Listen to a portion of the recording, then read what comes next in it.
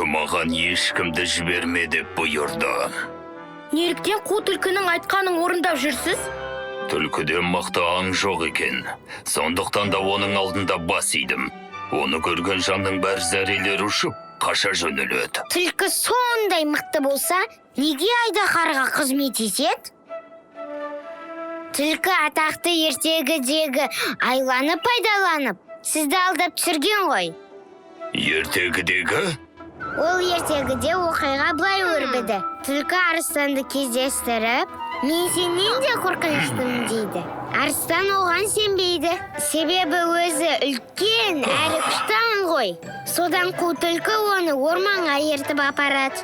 Оларды көрген барлық аңдар зәре құттары қалмай қаша жөнеледі. Осылайша арыстан түлкіге сеніп қалады. Шындығында аңдардың бәрі арыстаннан қашқан еді. Демек, мені алдапты ғой.